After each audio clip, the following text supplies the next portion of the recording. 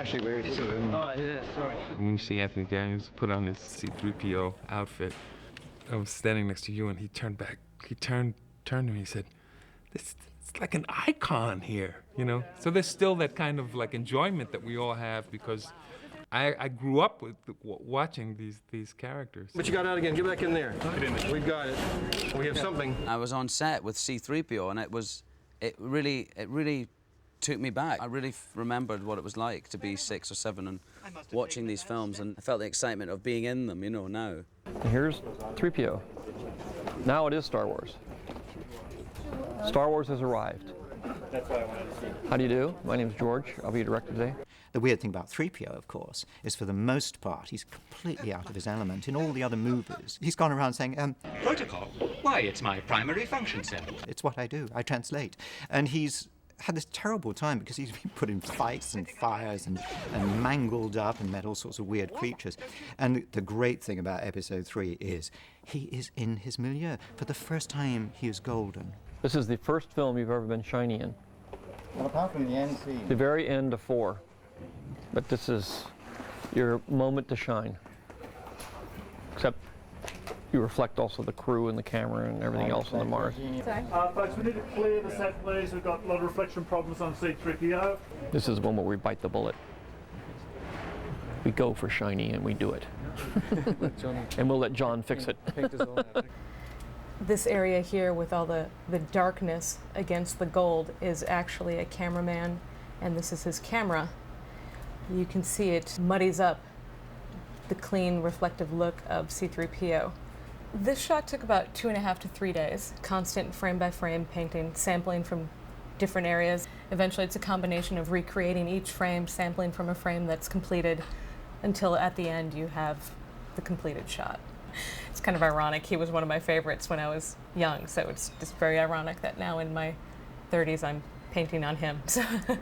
Thank the maker. This oil bath is going to feel so good. 3PO has been the sort of, I think, fall guy or the funny guy throughout all these movies, and humor's been a big content of the saga. And in this one, really, there isn't that much, because this is a pretty dark episode. And going through lines with Ewan, and to feel the depth in him of the pain that is happening, it's really quite a thrill after all these years, sort of wandering about going, oh, hello. It's actually been quite refreshing.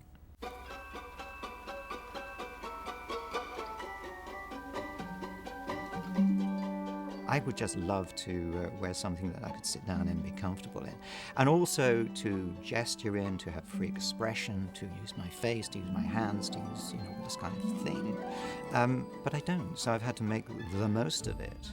I need more emoting, I need more facial expression. I'm not getting that sadness that I need. I think I'm getting a smile, I want a frown, okay?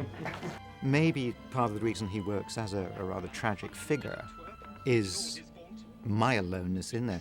And again, if R2 is your best friend and doesn't speak to you whenever you're filming, that gets pretty sad too. I heard the most disturbing rumor. Okay, and cut. Okay, great. When we're filming, I have a little radio microphone sort of here, and it sounds very poor. So I've always done a wild track recording straight after filming. It isn't a quiet except. I like the humorous bit. I mean, the quiet taste. The movie tonally will be so dark. That, so any room for Oh, I made it myself. That's good, actually. That's funny. Oh, I made it specially. But I'm. Whoa! Since I can only see straight forward, God forbid anybody lies down in front of me, because we'll both be dead. Hey, Mark. Yeah. There was a tragic scene the other day. Tragic. There is Obi-Wan Kenobi. 3PO is quietly trotting off in the distance. Now it's their close-up, and they're talking very seriously. And suddenly, I had fallen over the end of a little step in Padmé's sitting room there, and was now doing the most amazing press-up on the window, not to dive over the entire ledge. So they are looking at 3PO's golden butt. How did we get into this mess? I really don't know how. Set. And action. What is fairly wacky for me is sitting here on this set, where for me, and indeed the public it all began. Everything is circular in life, they say, and this is where we end. This is it. The end of the movie. Well, not the exact end, but the end for you. George and I were the only people to have witnessed this set, and it's kind of fun because I never thought this was going to happen. I never expected, you know, a 12-week job would turn into all these years. We won't see you for another 20 years. Because you know what's great about being here is I finally understand the story. I see it coming together. I get the ends. The whole beginning that we knew so well 20-something years ago. It suddenly makes sense. This one has the depth, the guts, that take us into the original story that we all remember loving so much. And I am fascinated personally to see how this comes about, how this arc turns. Quite frankly, sir, I don't know what he's talking about. Our last master was Captain Antilles, but with all we've been through this... Sometimes playing C-3PO isn't a bundle of laughs. It's there's all sorts of parameters that make it awkward, intellectually, emotionally, physically. I think the one thing that really has kept me going is a tremendous affection for the character.